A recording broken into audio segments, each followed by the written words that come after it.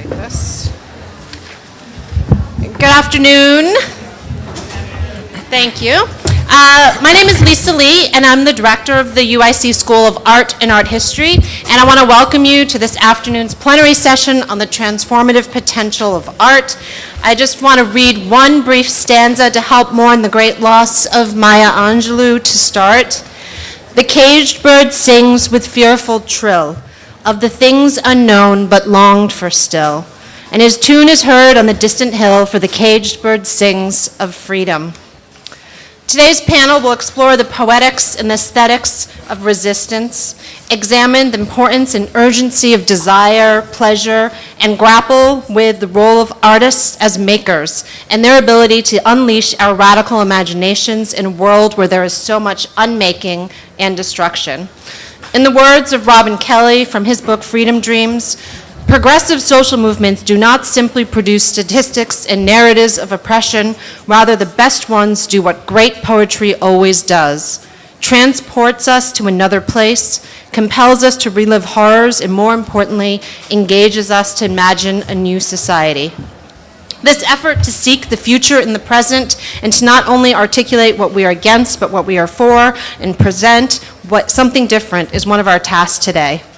And the scholarship, organizing, and activism of today's speakers advance the belief that in addition to economic and social rights, the work of justice must include cultural activism, cultural rights, and the freedom of expression and artistic representation.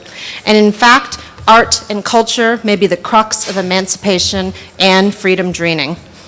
We're going to start today with Tony Bogues, the professor of social sciences and critical theory and director of the Center for the Study of Slavery and Justice at Brown University. His work crosses disciplinary as well as international borders and boundaries of intellectual cultural history, radical political thought, Caribbean and African politics and literature. And he recently co-curated a national exhibition on Haitian art that will also show in Cape Town, South Africa, and in Paris. So Tony, do you want to start us off? Great. Thank you. Thank you very much. Good afternoon. I want to thank the organizers for asking me to speak on this plenary panel, The Power of Art, Freedom Dreams, and the Manufacture of Desire. And I want to begin with a statement made in a speech, a framing statement, made in a speech at that most seminal, one of the most seminal 20th century events in the Black radical tradition. That is the 1956 Paris Conference, convened by the Journal Présence Africains and chaired by that remarkable Haitian intellectual, Jean-Pierre Mars. There is a debate at this conference in 56 in Paris between Léopold Senghor, Frantz Fanon, Aimé Césaire, William Fontaine, and Georges Lamine, amongst others, around questions of culture. And this is how the debate is introduced by Jean-Pierre Mars. And this is Paris, 1956. He says, and I quote him, "We must escape from the tyranny of the state, from the slavery of money, and from that cowardness which might lead us to greet certain forms of culture with an uncompromising negative, as though we hold a monopoly on the whole truth.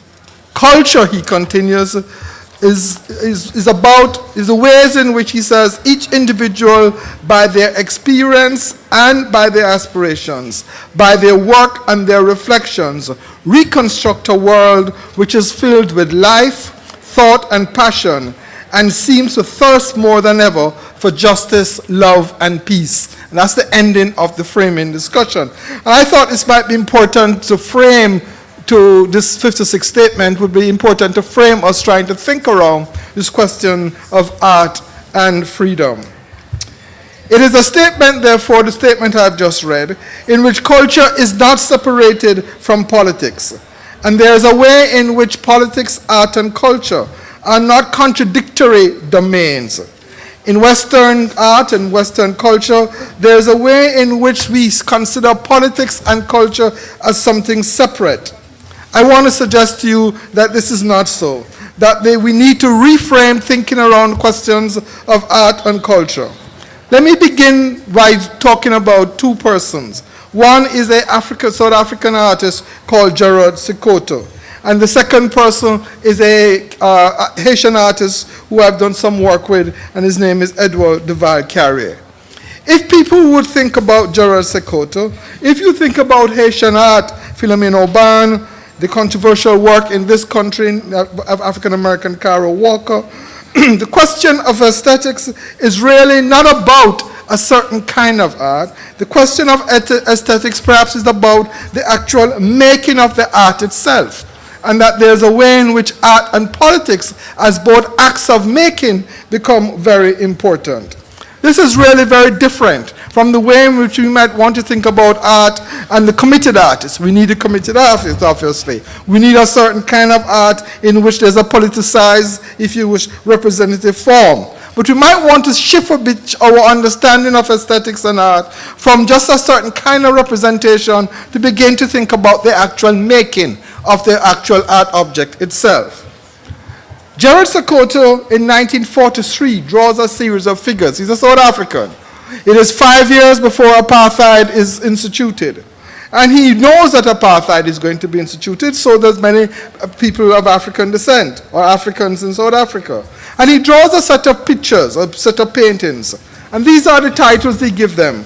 Girl in a yellow dress, Cape Town teacher, Cape Town boy, girl in a green hat, man in a green blanket. And that is particularly important for those of you who know anything about Marikana a couple of years ago. The leader of that strike, who was murdered by the police, wore a green blanket all the time. And there's a remarkable book that says, a lot of us are here to die today. And he stands upon it with a green blanket. These are not just about representations. I would want to suggest to you that these are also archives. And therefore, the question of art and relationship to politics is also that art creates a certain kind of archives which is important for a certain kind of history. Edward Duval-Carrier. Edward Duval-Carrier's work comes out of a Haitian tradition in which many artists attempt to tell the revolutionary history of Haiti, not as one that is derivative of the French Revolution, but one that has its revolution on its own, revolution gestation, and its ideas on in its own right. And when you look at Edward's work, particularly his latest thing that he has just done, an exhibition that we have just curated, called The Many Faces of Toussaint Louverture, you will see the attempt in which there is a way to tell the story in a different way, and to talk about liberty and equality in Haiti, and Toussaint's notion of what he called the aristocracy of the skin. There is also, therefore, a question of archive and archiving's relationship to history.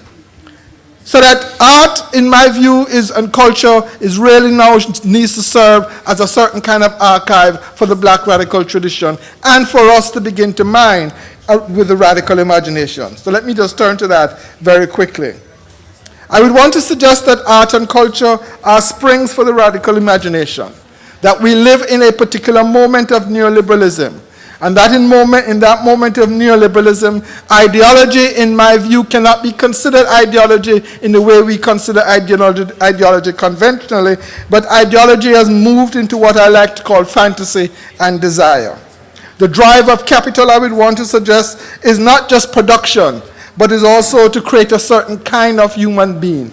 Capital has always been concerned with creating kinds of human beings, but it has never been its overarching premise. I would want to suggest that in the 21st century, the overarching premise and drive of capital is about not just a certain kind of political economy, but also creating a certain kind of mode of human. In creating that mode of human, the drive of capital is to capture desire and to transform the radical imagination into something else, because for capital and the bourgeoisie, history has ended. It is a drive to saturate self. It is a drive to saturate self into market calculations, and it is the radical imagination that actually stops this. It is the radical imagination that gives us the possibility, that creates a certain kind of energy for us to begin to think about the new. Therefore, in the end, we are at a moment in history in which the human species requires, in my view, the radical imagination more than ever. not just to create art, but also to understand that art and politics are about a certain kind of freedom and a way in which we can mark the new. Thanks.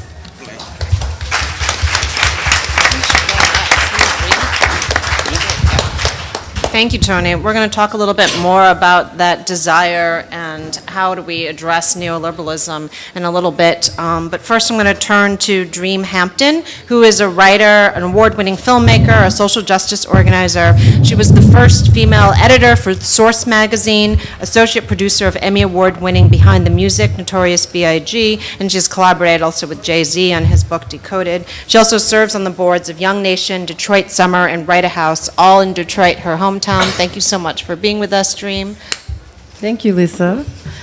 I think that behind me, What is the actual video gonna play? Yeah, do you want me to play the video now? Yeah, sure. You don't have to have any music. Okay. So I wasn't going to talk about anything that was in my bio that Lisa just talked about. I mean, in the beginning, I talked to Lisa about what I might talk about when I came here.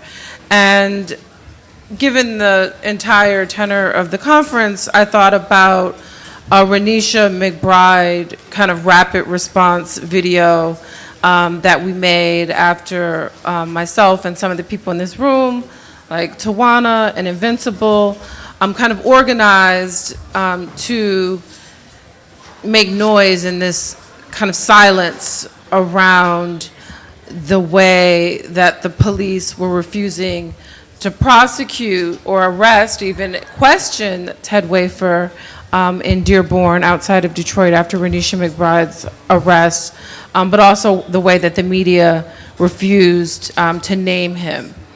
And I said, well, and alternately, I could talk about some of the works that I produce where I'm imagining new spaces, particularly around art, that I'd like to create. And Lisa said, well, absolutely go with that. Like, instead of talking about the ways that we're reacting to the kind of absence and silence around Black women's bodies in particular, then why don't you share what it is you've done or tried to produce in that vacuum? Desatisfaction is a group from Seattle.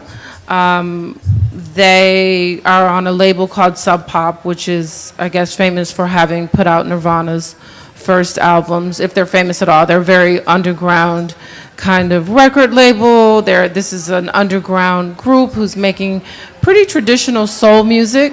At the time that they were in this group, when made this debut album, they were a live-in couple. And they asked me to direct their video. I'd been asked to direct videos throughout the years, and I'd always turned it down. I was asked to direct, really, how is it 3 minutes already?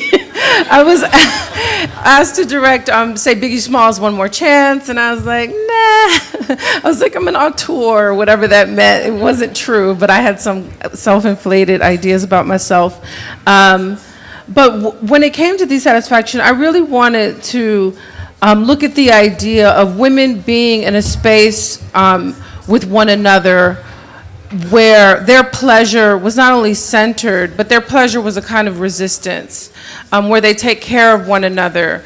Something that not just refutes all of these images of women in the media constantly, whatever, like reunion reality shows you have where everyone starts fighting, like MMA or whatever, but also this idea that we primp and kind of prime ourselves for an evening out to perform for men.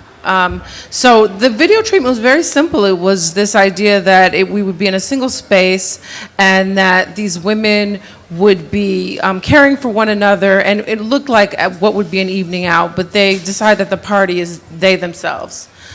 So even as I go forward, and then I think that I pulled some images that will probably show after, probably when someone else is speaking, images that I considered disruptive and normative, if only because they too kind of center and privilege pleasure.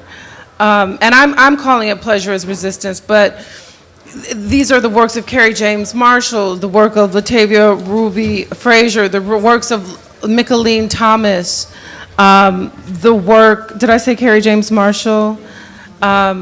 There'll be some still images of some of these visual artists who have really disrupted the kind of common narrative of us in a place, either of a pathological place or of a place of oppression. So I'm very interested in not just producing work that centers privilege as resistance, but looking at that work. And I'd like to talk more about that. I've run out of time somehow, really quickly. Oh, yes, so there's Carrie James Marshall, and I think they're going to keep going, right? Yeah. Yeah, they're going to keep going, maybe a little bit after we can slide through them and you can say who they all are, yeah? Okay, yeah. Cool. It just represents for me a kind of alchemical density, like a real... Who's this? Oh, that would be Deanna Lawson, and a terrific model that she met on the A train, and got to invite her back to her Brooklyn brownstone and strip in a chinchilla.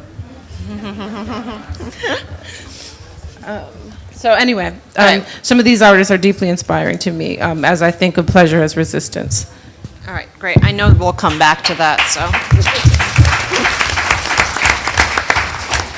All right, great. I'm going to turn next to my left here to poet and educator Kevin Koval. He's the co-founder of Louder Than a Bomb, artistic director of Young Chicago Authors, and visiting professor at UIC. His advocacy for the stories of everyday people, his cultural activism and writing, keeps the tradition of Gwendolyn Brooks and Studs Terkel alive here in Chicago. Thanks. Here. Thank you, Doc. All right. Yeah, thank you to Barbara and the organizers for having me. I appreciate it, excited to be on the panel. And I want to eventually get to dream the idea of a new space. That's something that is essential to the work that I think about and do. Spanish translation definitely in my ear, so that's going to confuse me. You know, you do your thing, I'm doing my thing. You know what I mean? It's good. It's good. No, it's good. No, it's excellent. I like it. Yeah, I'm thinking of these few things. I'm thinking about the artist as daredevil, and I take a lot of pictures around the city of graffiti and street art, and I'm writing a play with my colleague Idris Goodwin about a crew of graffiti writers in Chicago, MUL, the Made You Look crew, who bombed the Modern Wing in February of 2010.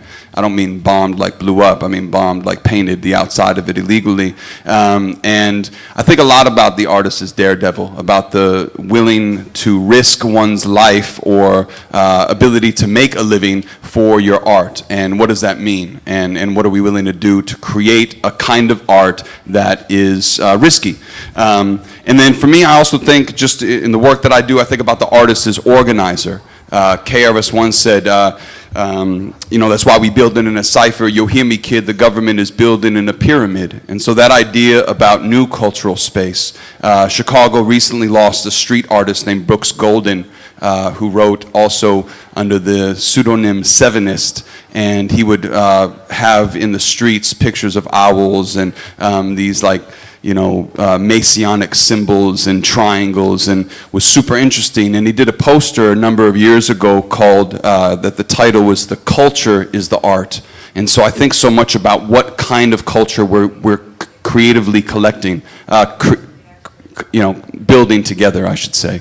And Louder Than a Bomb, the Chicago Youth Poetry Festival, was started because, in part, I was looking for a space and a crew to connect with and build with.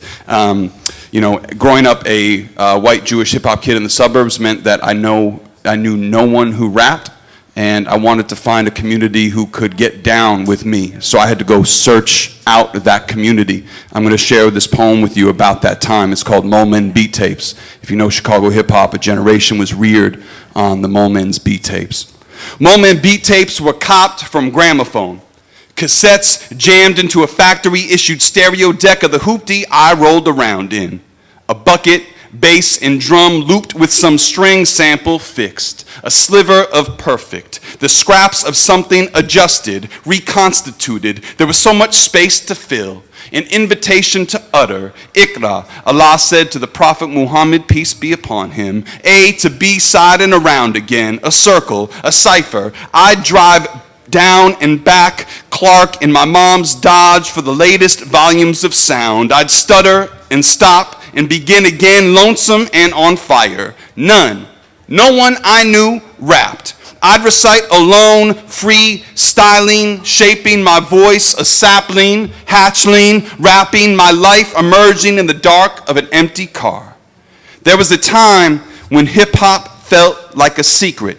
Society of wizards and wordsmiths, magicians meant to find you or that you were meant to find. Like rappers I listened and memorized in history class, talked specifically to me, for me. And sometimes you'd see a kid whisper to himself in the corner of a bus seat and you asked if he rhymed and traded a poem, a verse like a fur pelt, trapping, some gold or food, this sustenance. You didn't have to ride solo after that anymore. Jonathan was the first kid I met who rapped. He was black from a prep school, wore ski goggles on top his head, and listened to Wu-Tang, which meant he was always rhyming about science and chess. His pops made him read Sun Tzu. His mans was Omega, a fat Puerto Rican kid who wrote graffiti and smoked beaties, and they'd have friends, and the backseat would swell, and the word got passed and scooped like a ball on the playground. You juggle however long your mind could double dutch. Sometimes you take what you were given, lift off like a trampoline, a rocket launch, and sometimes you trip, scrape your knees, tongue-tied, not quick, words stuck on loop, like words stuck like that, but breakthrough, mind knife sharp, mind darts polished and gleaming. We'd ride for the sake of rhyming, take the long way home or wherever the fuck we were going, cruise down Lakeshore and back, blasting, blazing, polishing these gems, just trying to get our mind right.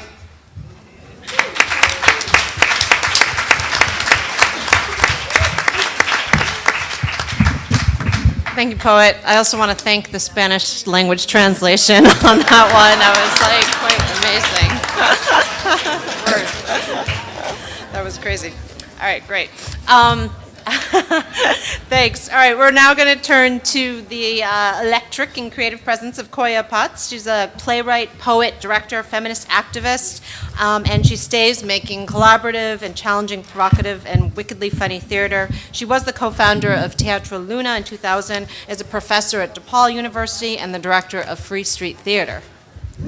Great. Hi. Hi. It's so nice to be here. I love looking at everybody. I think it would be terrible if I took a picture, but I want to so bad from this vantage point. I'll do it. So, like Lisa said, I'm a writer, director, professor, and the relatively new artistic director of Free Street Theater, which is founded in 1969 and is in its 45th season of making work that challenges where theater belongs and who belongs in a theater.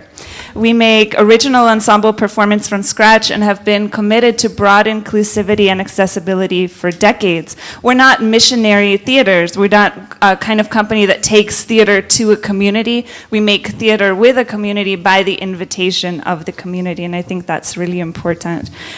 We were the first racially integrated theater company in Chicago, and the first to think systematically about the barriers that separate us from living authentic or free lives. The name Free Street refers not just to our commitment to make free theater in the streets, but also to the idea that there is something about creating theater as a community, in a community, that uniquely asks us to reckon with our human selves, to acknowledge and honor ourselves as individuals, to wrestle with being more honest, more open, and most important, to remember that we exist within and are accountable to a larger community.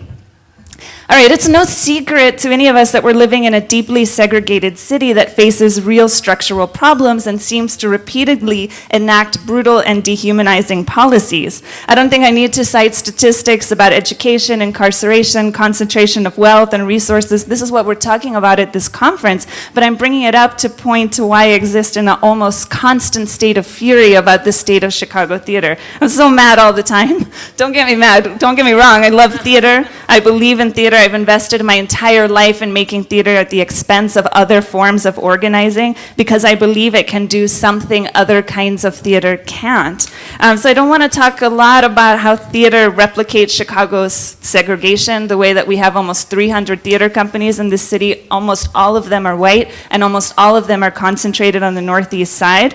And the way that even diverse companies are in the business of representing diverse stories and representing the other rather rather than including the other in that storytelling process. And if we don't think this matters, we should remember that Chicago has the third largest arts economy in the country, but 74% of all the people making money from the arts in this city are white and college educated. Not only are stories not getting told, but somebody else is getting paid to not tell them. I told you I'm so crabby, but I'll move on to the part of it where I'll tell you what I think theater can do, because I promise to try to be positive. Here's what I believe. 1, theater is a live act and a communal offering. It requires us to be in a space together. That alone can be a radical act, especially in Chicago. 2, theater is an empathetic art. It asks us not just to think, but to feel, to get in touch with our feelings and the feelings of others, and to remember the human story in every issue. 3, theater allows for multiple perspectives, for putting lots of different conversations together in ways that overlap and juxtapose. No one has to be right. We can start just by being together and by listening. 4, theater is a time-based art. When the show must go on, the show must go on. It's time, the audience is waiting. So working together to make a show requires us to also learn how to work together as a community towards a goal. Remember, we don't have to yet agree, we just have to learn to work together. 5, theater allows us to tell stories about the world as it is. Our stories are real ones, complicated, but it also allows us to imagine the world as we want it to be, to create, even for a short time, a version of the world we are working towards. 6, theater is something we all already have the resources to do. We can't all pick up a camera or pick up a pen. I mean, pens are easy to acquire, but there isn't one person in this room who doesn't know how to tell a story, or at least recognize when a story isn't working. If you've ever gossiped, told a joke, or lied, you're already started rehearsing. You have the goods. It's something we can do together. 7, theater is fun. Half of it is playing games. I mean, organizing is serious work, but sometimes it's nice to just act stupid. And I don't mean like going out and getting wasted, but you know, I'm 40, but I can still play tag kind of way. 8, theater can happen anywhere, on streets, in schools, at meetings, in boardrooms, even in theaters. That's a paraphrase of the great Augusto Boal. That means theater offers us the opportunity to take a message to a lot of different audiences in a lot of different spaces. And the spectacle of storytelling or storytelling might get someone's attention in a way that a bullhorn might not. 9, theater requires an audience, so it can be a great way of building community around a social change issue. People come for the show, maybe they stay for the organizing strategy. I hope we have an organizing strategy. And 10, finally, the struggle is real. It is exhausting and it is different for all of us. The act of being live together, of listening to each other's stories, of trying to feel someone else's point of view can remind us that we are not alone. You are here, I am here, we are here together, so the question is, what are we going to do? Thank you.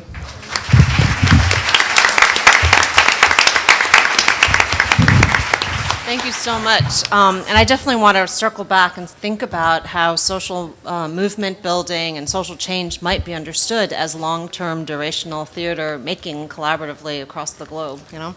All right, we're going to turn now to Mark Anthony Neal. He's a professor of Black popular culture at Duke University. He's one of our most prolific thinkers about the history of popular music, Black popular culture, Black masculinity, sexism, and homophobia in Black communities. He works extensively in new media, through his blog New Black Man and his weekly webcast Left of Black.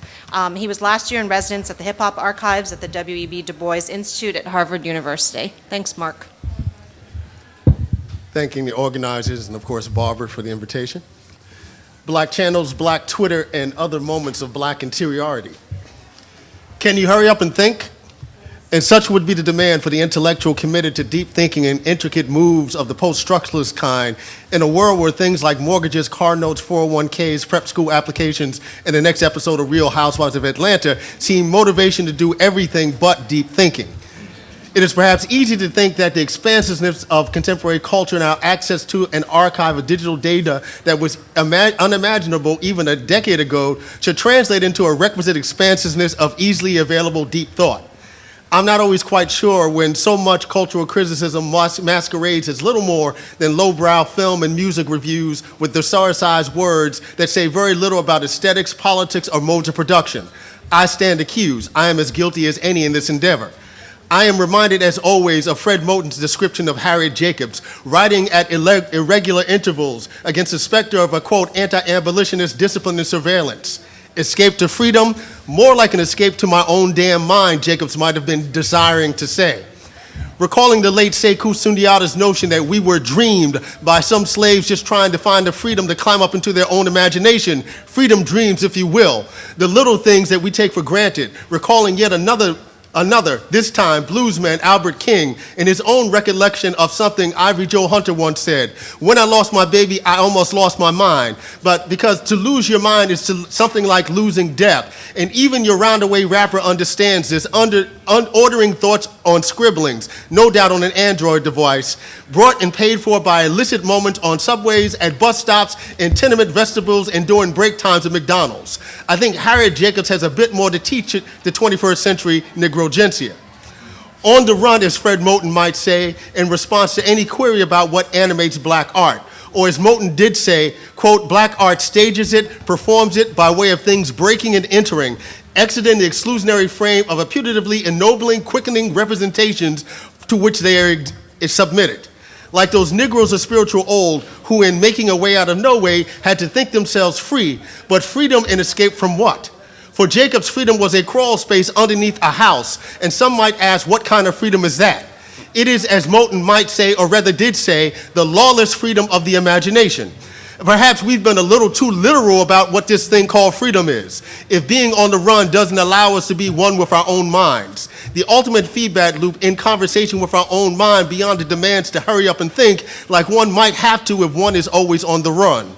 So escape to the resistance to fugitivity might fuel a few lasting and even timeless expressions in the Church of Blackness, but never without the chance to engage our own minds, where we can still, even in captivity, imagine a freedom intellectually, mentally, philosophically, and spiritually that we can scribble on the walls of crawl spaces, be they Facebook, Tumblr, or even Black Twitter, and more than a few words on that in a bit.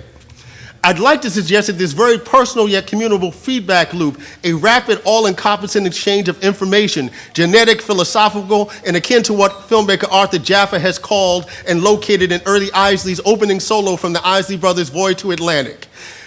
The feedback loop that I'd like to suggest writ large as blackness partially explains why blackness never seems to fully emancipate itself from the very dynamic that blackness aspires to transcend.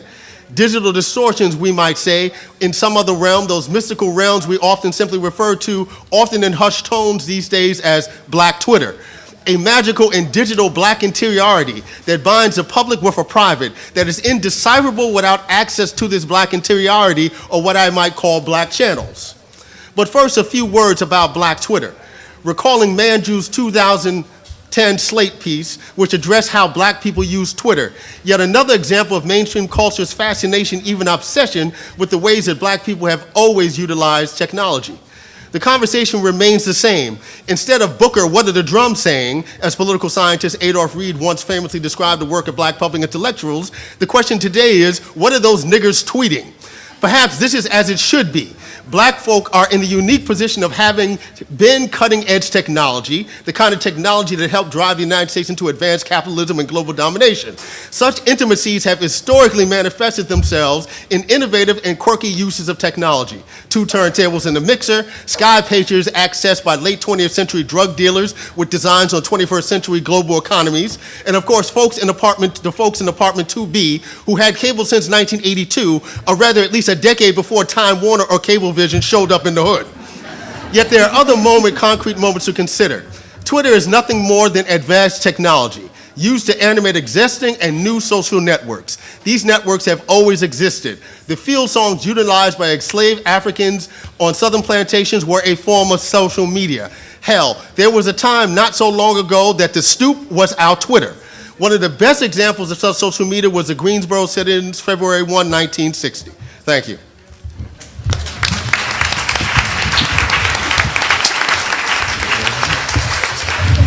All right, so 16 bars. I know, we figured out that the panelists have figured out how to game the 5 minutes by speaking like double fast, but this is actually really making it hard for the Spanish language translators, so we'll push the time a little bit to maybe 6 minutes, and so we can slow down a little. We're sorry about that. Thank you. I just had 16 bars, Lisa. Just 16 I bars. know, that was 16 bars, double fast. All right, great. We're going to turn to Ronak Kapadia now. He's a cultural theorist of race, transnational, queer, and feminist cultural studies, visual culture and aesthetics, critical prison and security studies, and he's at work at his first book, yeah? Yeah.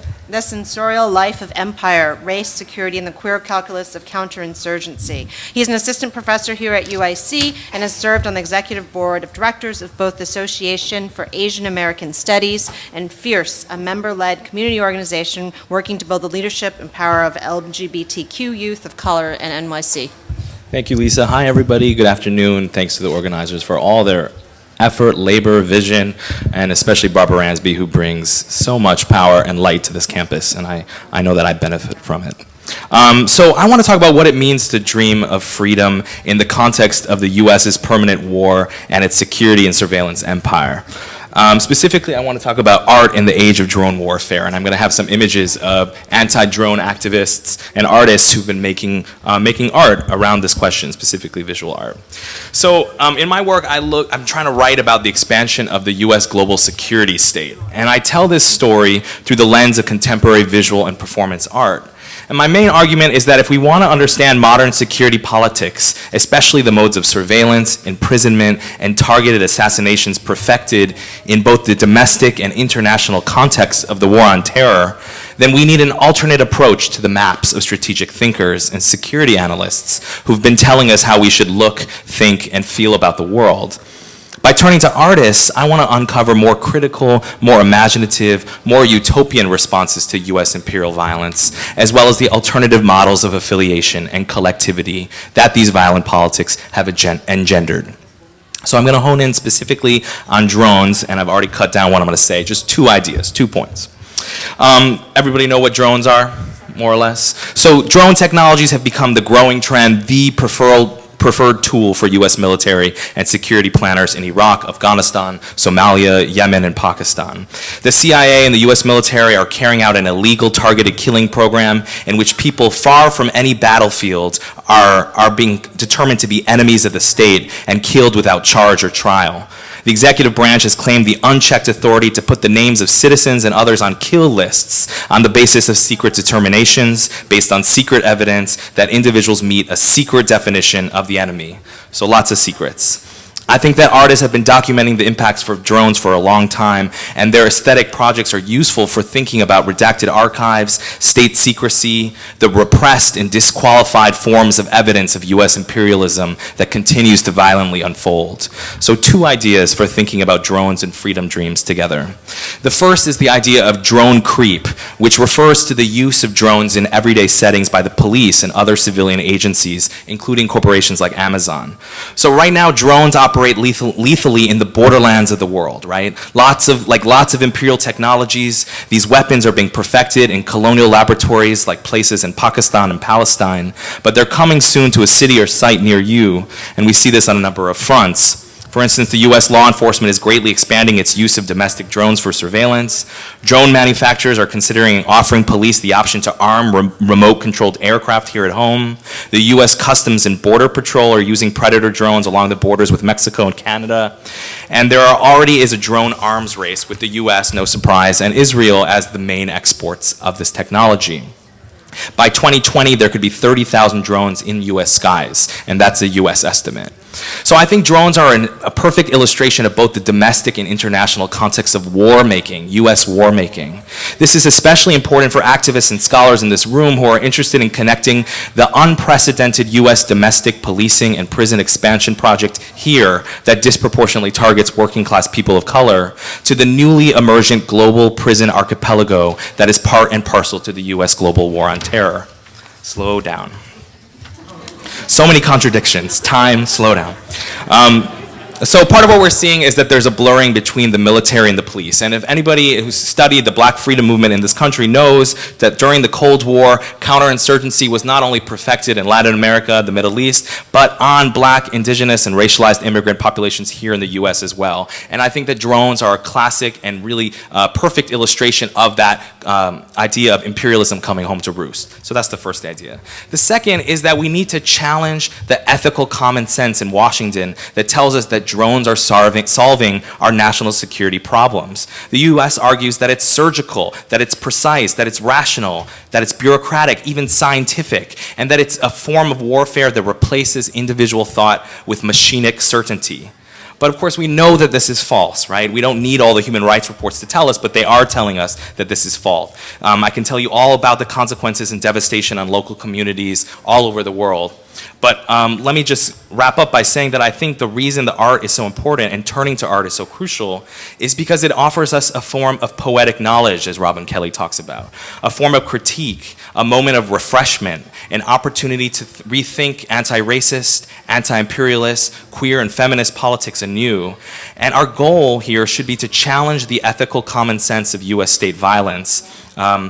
And I think that the art activism in the age of drones is significant not simply because it's offering us a diagnosis, a critique of the maps of exclusion and political violence that characterize the here and now, but also for the alternative models of subjectivity, collectivity, and power, for the alternative models of power that these works imagine and inhabit. Thank you. Thanks, Rana. I beat her. I beat the time clock. Do it again. Great. Last but not least, we have Ivan Arenas. He's a scholar, architect, and artist, and a member of the Social Justice Initiative staff. He has curated exhibits at the pop-up Just Art Space and has spent time organizing with and documenting the art of protest in Oaxaca. Thank you, Lisa. Hello, hola, everyone. So happy to have people here in the room amidst all this radical art and have all these artists and all of you here to have this important conversation. I want to start by knowing firsthand all the hard work that comes into making this conference and to putting this together, by thanking everyone at SJI for the work that they've done and all the partners and people who brought it all together. We couldn't have done it without you. But I also want to thank SJI for making social justice more than just empty rhetoric at this university, and I think that's also really important. All right. It seems to me that the components of a critical assessment of the moment involves an analysis of the injustice and violence of a capitalist carceral state and society which produces profit by making surplus subjects and squeezing the life out of them. That is the active demobilization of people through jobs that offer no benefits or a living wage, and a global economic order that makes and preys on the precarious lives of impoverished majorities. Equally important, in a new radical assessment, are the ways in which media and our education system work to effectively curtail and corral our creativity and any sense of alternative futures. How is it that the media messages covering everything from the public spaces of our cities to the clothes covering our bodies offer weapons of mass distraction that channel our desires towards the consumption of goods, and that in fact define the consumption of goods as the good life? An economic order whose slogan might be best described as no politics, just purchase, please. How standardized testing in education offers a paradigm suggesting that there is only one and only one right answer. How schools are intended not so much to expand our imaginations, but rather to teach us how to be disciplined subjects that can sit in an orderly manner in rows and follow the directions of an authority figure. A model that made good factory workers and may be good for daydreaming, but not so much for unleashing our radical imagination. How we have traded our sense that anything is possible for the shackles of a monthly paycheck that barely covers rent, food, and the student and credit card loans and mortgage payments that make it necessary for us to settle for jobs that offer an income but do not satisfy our aspirations. Now, given these challenges, people have mobilized and come together to form social movements, and the state has often responded with violence. This was the case in Oaxaca, Mexico, where I worked with a group of political street artists that grew out of a social movement stemming from the violent repression of a teacher's strike by the state's governor, and my comments largely stem from this work. At a most basic level, by placing stencils on the streets, Oaxaca's street artists are reclaiming people's right to define alternative visions of the good life. The global discourse of democratic public space and capitalist consumer utopias mask the production of cities of walls with ever-shrinking public spaces and publics. Stencils placed on city walls resist the privatization of public space and attempt to constitute the streets of the city as spaces of debate. Yet the art of protest does more than simply expose the contemporary contradictions of a so-called democratic and capitalist economic order secured through violence. Stencils placed on the street constituted important political acts, not only because these were acts of defiance, but precisely because they were acts of creation. These are acts of creation that open up space for people to express their freedom dreams and to decolonize their minds. When Oaxaca was occupied by the social movement, the walls of this UNESCO World Heritage Site became the largest community mural in America. A broad cross-section of society participated in the creation of this collective mural, and this made the city's walls an important site for the public projection of discontents and wishes for alternative futures.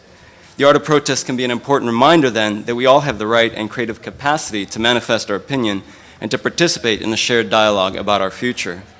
The art of protest breaks up the cultural imagination that only lone geniuses such as Picasso and Pollock are artists, and remind us that all of us are creative and have a point of view and experiences to express.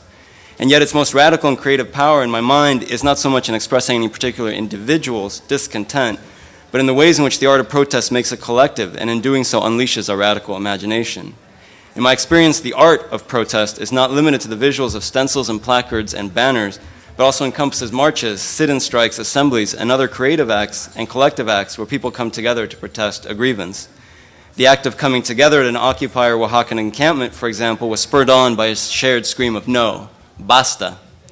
Yet by sharing experiences and negotiating internal differences at an assembly, or by the sweaty work of laboring together, because you cannot build a barricade alone or feed 1,000 people by yourself, the sweaty work of laboring together in a moment of danger, through this work, people found not just a scream of no, but many shared yeses. The radical power of Oaxaca street art was in part in opening up space for the marginalized people to express their history and experiences, and for the first time in a long time, people saw their experiences reflected on the walls covering over its typical consumerist message. This helped create a collective. But it was in the way in which the art of protest brought people and artists to labor together that they could express and find their freedom. To put it differently, the political function of stencils or marches or assemblies in Oaxaca and everywhere is not limited to their socio-political message.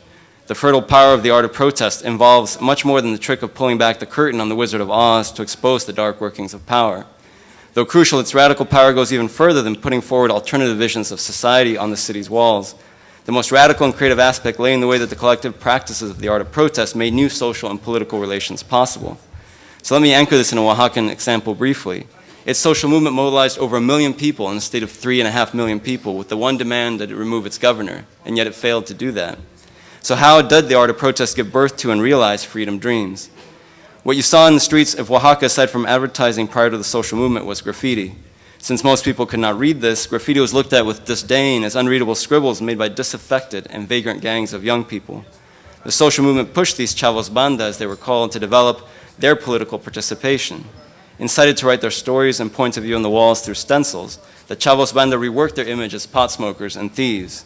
From an image of vagrants and vagabonds involved in petty turf wars, through their art and voice, youths pushed others to actively listen and won people's respect.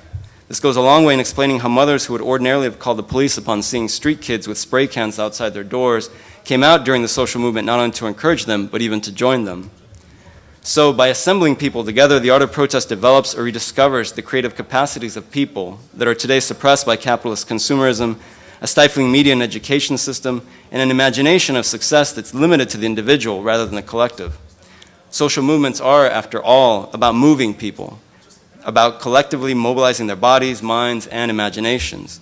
In Oaxaca, mobilized people found that creativity was itself a generative political practice that forged not only collective dreams of freedom, which also had transformative effects for those that were laboring together, and that is both its limit and its possibility.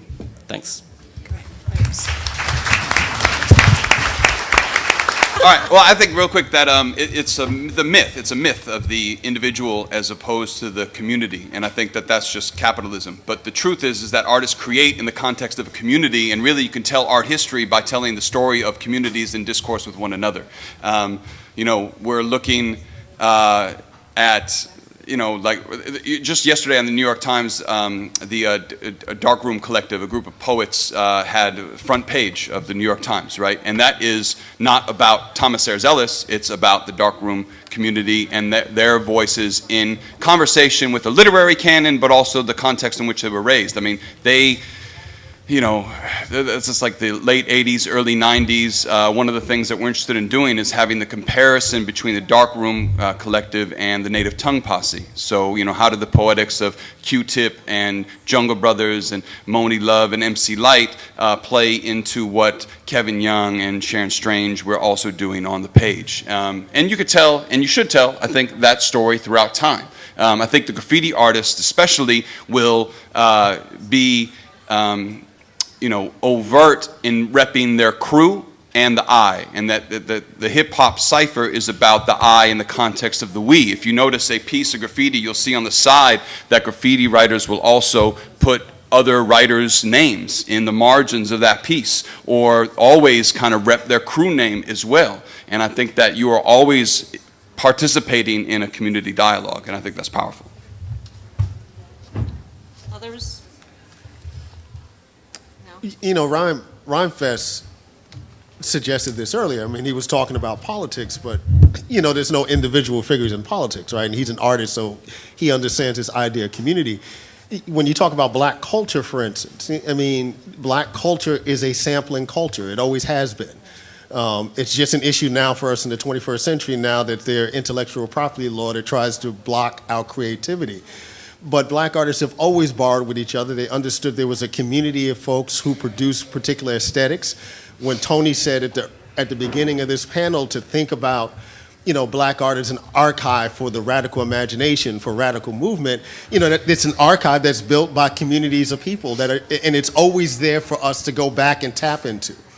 Always there for, you know, what's changed the game is now the way that that archive has been monetized in specific kind of ways that makes it troubling. I'm looking at the laptop here with Rap Genius.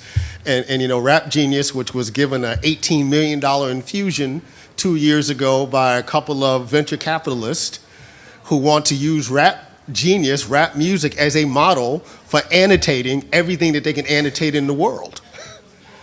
And so those are the kind of questions, and you know, community has to push back against that, right? I want to throw out another question, and not to call out Koya, but on your blog, for example, you identify yourself as a lip gloss connoisseur. And I wanted to talk a little bit about, well, I love that, but I guess I want to talk a little bit about pleasure, desire, sort of the contradictory sort of things that inspire us and are catalysts for, you know, revolutionary movements, because sometimes art really is instrumentalized in a way which it so easily becomes sort of another ism of what the revolution is, and you sort of always are challenging us to think differently, and I think the images that Dream also put up there really give voice to also a sort of set of contradictory pleasures and desires which sometimes don't jive with the revolutionary line, and I sort of want to try to tackle that a little bit and sort of what that means in art and the spaces that art creates for those kinds of desires. And you too.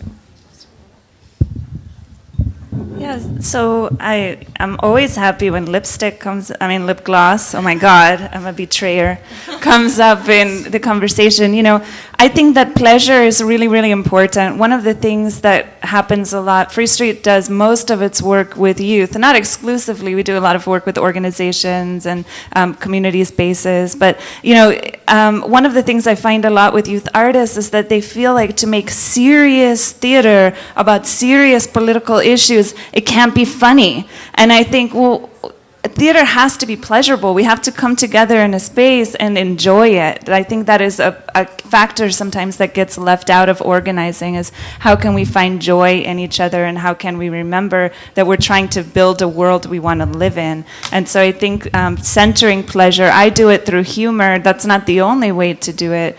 I think in theater that's an easy way. But I also think we can't be too hard on ourselves, about the places where we find pleasure, we have to ask critical questions all the time. And God knows I worked on a play called Unnatural Spaces about urban toxicity, and it ruined my life because now I can't put anything on my lips that is not organic, because you swallow your lip gloss 1,000 times a day. But I have a poem, I'm a poet also, where I talk about lip gloss and why it's important to me. For about 5 years, I was the only Spanish-speaking counselor on the Chicago Rape Crisis Hotline, which means that I had a pager, it was a pager then, with me all of the time. Anytime somebody needed to have crisis counseling in Spanish, I was the person they would call. I would go to the hospital. And at the time, I was what I call a capital F feminist, you know. I didn't wear makeup, I hate the patriarchy, I still hate the patriarchy. I didn't shave my armpits, that was part of hating the patriarchy then.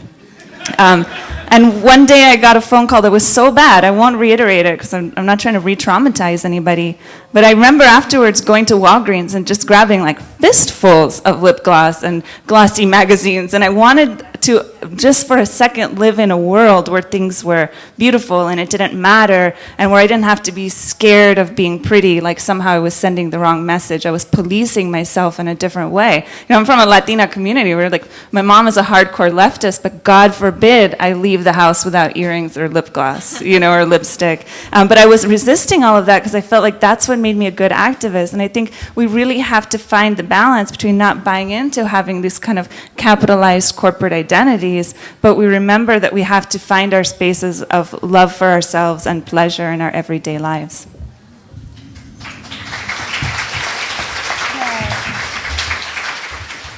One of the people who I turn to again and again, and I'm thinking about this idea of community versus the individual. I mean, obviously, a lot of the people that I looked at as I began even thinking about being an artist or someone who thought about art belong to the Black arts movement. And I think about the difference between an Ed Bullins and an Adrian Kennedy, or even a Leroy Jones. I mean, and even Clement Greenberg's, contention that, art for art's sake versus what obviously Ed Bullins and people like Emory Douglas were trying to do. But for me, one of my real heroes is Octavia Butler. And yes, of course, we love Octavia.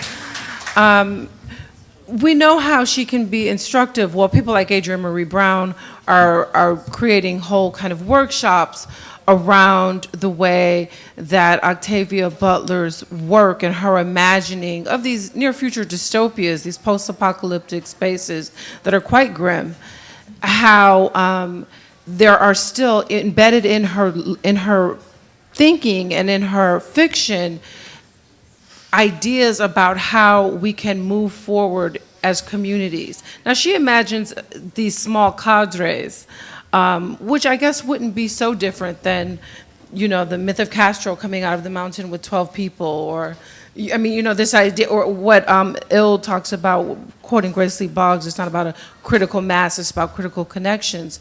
But at the same time, when I think about Octavia Butler, the individual, I think of her as very much alone, very much in a private space, very much asocial. People talk about her as asexual even. Someone who never learned to drive, though she lived in Los Angeles all these years. Someone who didn't have many friends, who was socially awkward, who worked hard to overcome a stuttering problem, to go on one of the very few book tours she did for Fledgling, where she kind of very reticently connected with the audiences, her devotees, who had all these ideas that they wanted to impose on her. So there's always this intention. And here's a woman who was imagining these small cadres moving around these near future dystopias, creating whole new worlds, led by women always. But she herself being very much not a part of a community at all, very much retreating into the incredibly intimate space of her own mind.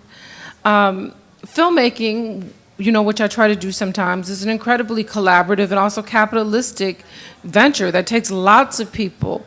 Writing, I may take my influences, and some of them are ghosts, into a room with me when I write, but it's a very solitary you know, it's a very solitary proposition to sit down and write. And reading is a very solitary, you know, proposition. We do that usually in a very, you know, all by ourselves. I imagine painting would be something kind of similar, although we may look at visual arts collectively. Painters absolutely produce that work in isolation. Now, that doesn't mean that you don't take, again, like I was saying with writing, all of your influences into the space with you. But I'm absolutely fascinated by what you said, Mark, about liberating the mind, you know, this space where so many artists retreat to and live in and flourish. And I hate to say it in a space like this where it's all about community building, but often it is a solitary proposition, you know? We're running short on time, so I definitely want to open up the floor for your questions. There's a couple of arms up. Do people have mics? Okay, Dina's coming to pass out the mic. Thank you, Dina, for everything you do, in addition to the mic. Great. All right, and if you could keep your questions short and succinct, and I'm not going to fetishize the question. If you have like a short comment and you want to say it, you can do that too. Yeah, sure. How about right here? And then right over there too. Is there another mic? Go ahead. Say your name. Hi everyone, I'm Hello. Leo. I'm from Milwaukee, Wisconsin. And I'm an artist myself, multimedia artist. I do a lot of different things. And one thing I always struggle with is getting my point across to other people. So when looking at politics through an artistic view, how do you get your political agenda or personal beliefs off to other people? All right, we're going to take 3 in a row and then put it into the thing. So, yep. Okay. Lynette, you already actually spoke before, but you already had a question before, so I was Lisa. Go ahead. Oh yeah, go ahead. Hi. So the first plenary today was a lot about kind of the past of social justice issues and things, and there was a lot of talk about needing to dig deeper back into that, and this feels like a very different space in that, and I'm wondering how maybe what is happening now creatively through the art and kind of new history making and different forms, how that can be retained in history as something that's documented and remembered, because it feels like it's not, I don't know, I guess I'll leave it at that. Okay, thanks. And then Hello, my name is Suad. I had a question about pleasure, this idea of pleasure. So I was wondering, one, how people defining pleasure when they talk about pleasure as resistance, and what exactly does it look like? Because one of the things that I'm interested in or find frustrating sometimes is that, particularly in sort of Black intellectual circles, is that pleasure as freedom and liberation is only when it's sort of explicitly sexual, right? So only when it's someone like naked in a chinchilla, right? But are there other, this can it look like other ways so that they're actually in the discourse around this is not another kind of normativity is being imposed upon people? Yeah, thanks. All right, great. Those are 3 great questions. Panelists, you want to take it up? Let's go. Just wasting time. Don't be shy.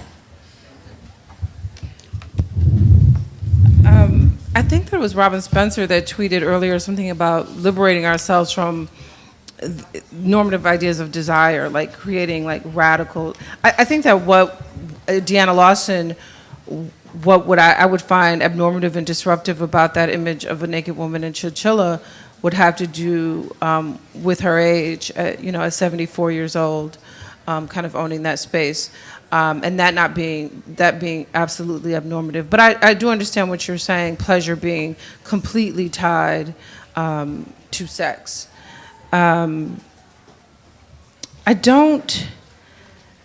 obviously, this becomes not just about liberating ourselves from very corporate, when it comes down to it, and capitalist ideas of desire. I mean, and patriarchal and white supremacists. But it also comes down to, the idea for me is about resistance, like the different ways that we can resist. I mean, we've been also given a script in our movement work and in the kind of work that we even do as artists who want to disrupt normative narratives, we've been given a script, and that's what I meant about the Ed Bullins, Emory Douglas, even Leroy Jones, maybe more so as Amiri Baraka. I mean, obviously, that could be a whole panel about the two of them. But I don't know. I mean, I wouldn't want to police, you know, Adrian Kennedy and Susan Laurie Parks, their particular approaches to their art, you know? But when I think of pleasure as resistance, I also think about growing up in the 70s in Detroit, where so much community building was done in basements with like little pink champagne fountains in Parliament playing, and blue lights and red lights and black lights, and you know, all of these spaces that were explicitly about pleasure, you know, with community at the center. You know, this isn't the solitary notion or even the one-on-one or however many partners it takes for people to have a pleasurable experience. But, you know, it was also about this kind of, this community aspect of it too. Thanks, Dream. And someone else want to jump in? Either on that or another one of the questions too. Tony? Tony, can you pass the mic to Tony? Thanks.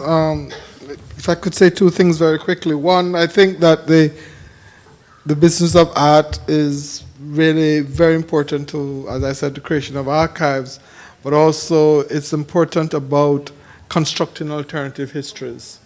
And the ways in which the artists I know who do this very well, Haitian artists do it, is that you cannot begin to get a particular view of Haitian history without not understanding, quite frankly, what some of these artists have been doing. You can't, the best understanding of the American occupation of Haiti between 1915 and 1934 are a set of paintings done by a man called Philomé Aubin, the best. From the activity of the murdering of the rebel leader to how America played out its occupation. Absolutely remarkable, tremendous artist. But one of the things that happens is because he is not seen as quote unquote as a voodoo practitioner, he's not, in fact, he's a Baptist man. He's not taken up in the Western art world because the way in which the Western art world begins to think about questions of Haiti is about voodoo and zombies and so on. And the voodoo artists voodoo is central to the art forms in Haiti, but it is not the only thing.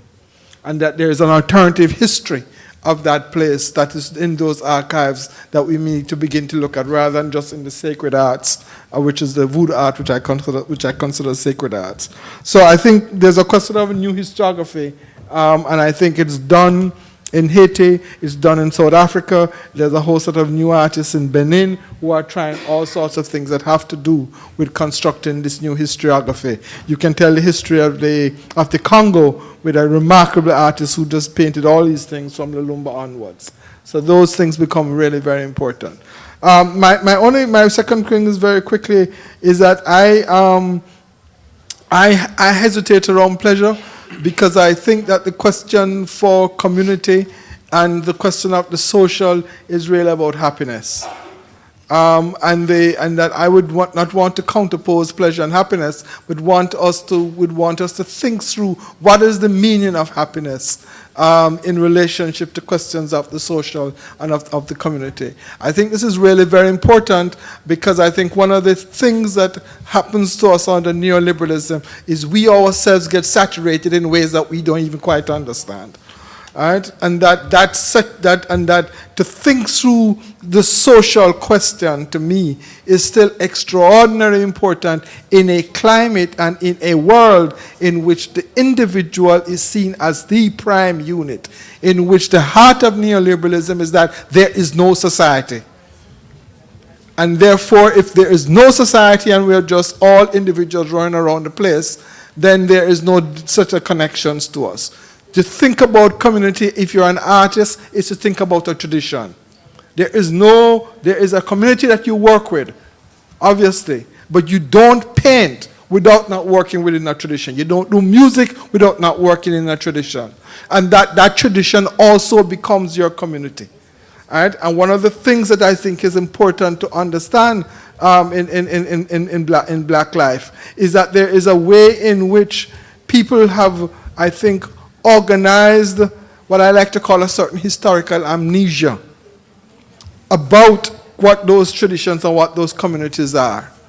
And that you find, certainly among us here, that we understand them and we can talk about them. But if you go elsewhere to sit down and to try and talk to people about these things, you have to start from square one. And it's not because people are silly. People are absolutely bright and geniuses. But the question is, how is it that power has operated, imperial power has operated to create blocks of amnesia so that people think that they are disconnected from a certain tradition, and to try and replace that tradition by a set of other things. So I would want to reframe these things a little bit differently, because I think we are at a very, let me just put plainly, I think we're at the human species is at a very funny place. I can't think of any other time in human history. And it's not just about living in the United States. I can't think about any other time in human history in which we are at a particular stage where if we don't grapple with certain things that have to do with the questions of the social and ourselves, then we are into a set of troubles. Somebody want to have a go at this young brother's first question? Or no? Yeah. Oh, wait, can we just answer one question really quickly, Dina? Yeah, just real quick, my man. I think, I work with young artists all the time. I think part of it is you have to give people a touchstone, something tangible to hold on to, something that they can relate to, and then you could take them anywhere. You know what I mean? Really, but you gain the trust of your audience or your viewership or your readership by just, holding out something for them to grasp on, and then you could take them where you take them, Yep, Dina? Hello. Oh, hi. I'm Dorian. Right. I wanted to respond specifically to this idea of engaging with pleasure without sort of maybe push back on this idea of pretending you're in a world where you can just grab the lip gloss and the glossy magazines. Because necessarily the things that we find pleasurable are informed by power and who's in power, and our desires are informed by power. So whether or not it gives me pleasure to buy a glossy magazine with a thin blonde white woman on every single page, I'm internalizing my own inferiority, and it's giving me pleasure, but what does it mean if I'm not critical about that pleasure? And so I guess I was wondering if y'all could expand on critically engaging with your own aesthetic and what you find beautiful. How much can you do that before you deconstruct what you find pleasurable? And how much do you need to do that to still see yourself as a human in a world where there's white supremacy and misogyny and transphobia and all this? Great. Thank you so much for that question. I think it's so important. Why don't we stay on that question? I just want to pass it. Yeah, I agree. I don't think that we should live in fantasy worlds. I mean, I know that I say that theater can offer us an ideal world to live in for a while, and I believe that, but that to me, what's in a glossy magazine or even a glossy lip is not to me the ideal world. The point I'm trying to make is that I think that sometimes we do need a balm, and I think it is important to be critical and ask questions about why we have inherited this idea that this is what is pleasurable, even going back to the question of is pleasure only sexual, and what do we find beautiful and who is beautiful. So under no circumstances would I argue that we not be critical, but I also think that it is important sometimes to find a way to take care of yourself immediately, right? Over time, those immediate needs and those immediate ways of taking care of yourself can change and should change. But I think that this is not the self-care panel, but I don't know that we often think about self-care, which I think art is one way that we can do that. I talked about one of the things theater can do is offer us a space to play, to be together, and maybe just to touch each other in a way that's not sexual and not violent.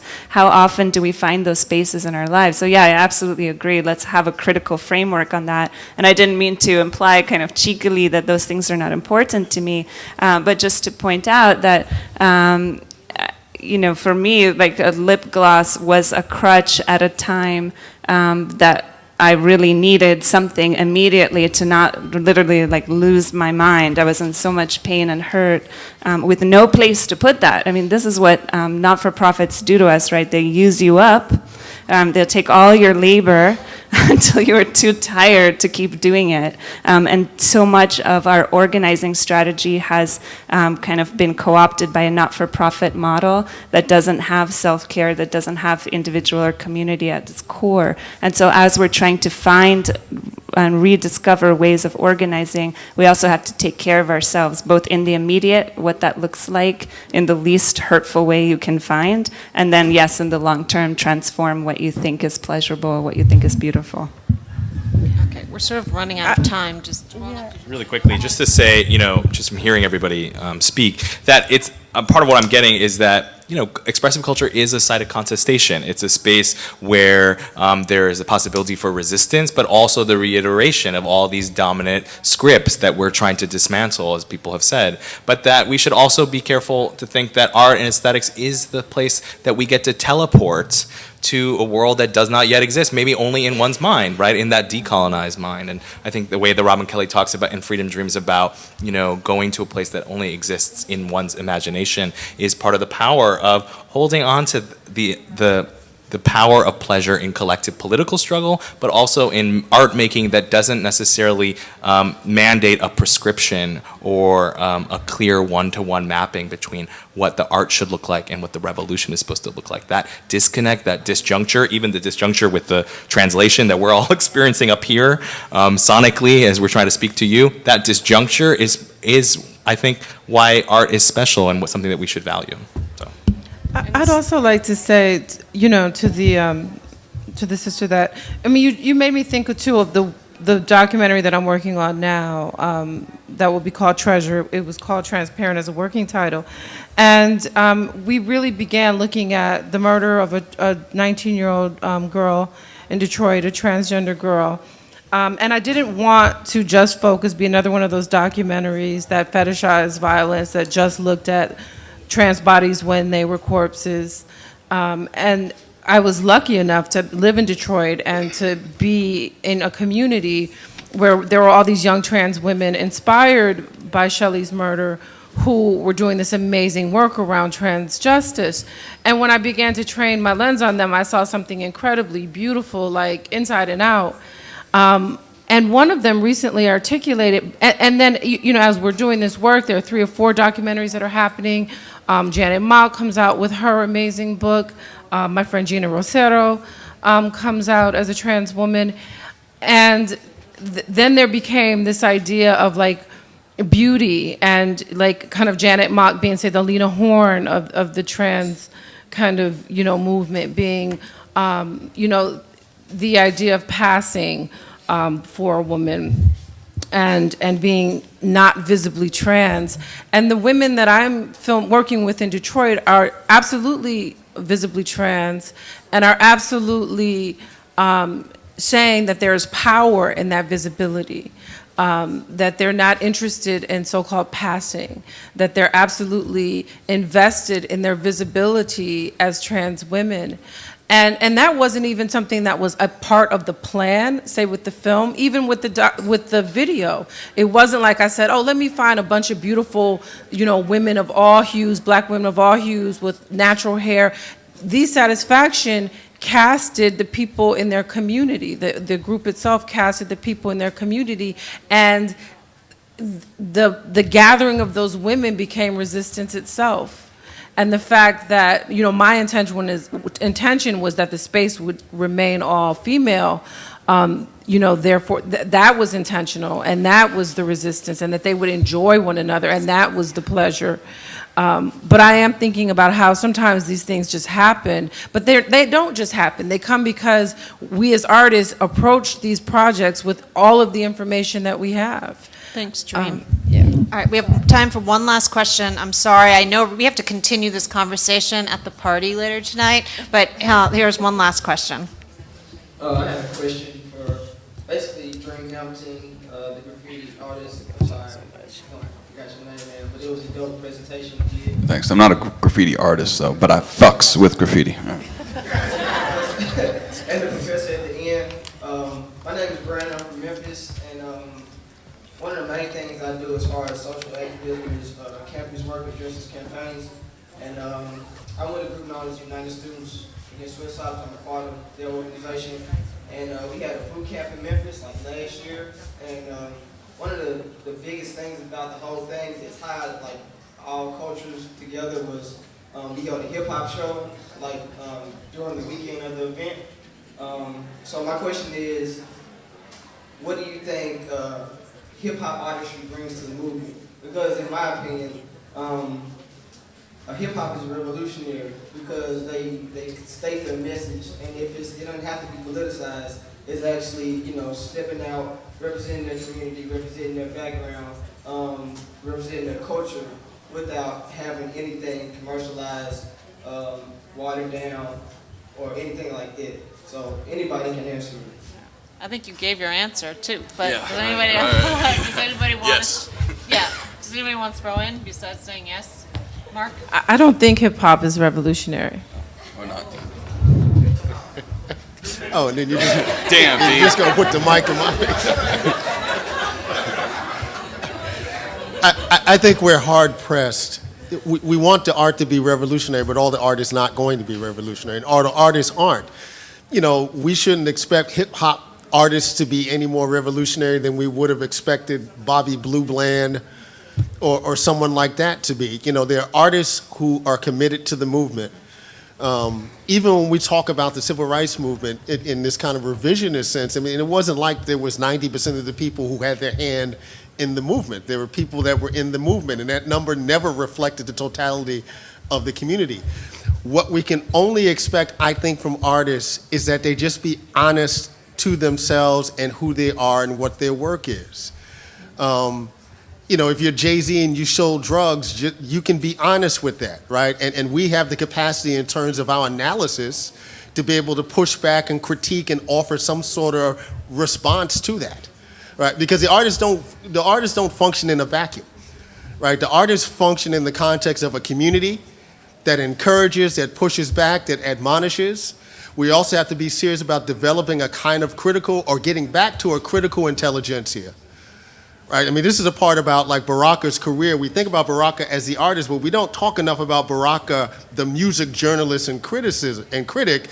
Basically, there's no Trisha Rose's Black Noise without Baraka's blues people, right? And you had a whole generation of folks who came through that understood it as critics.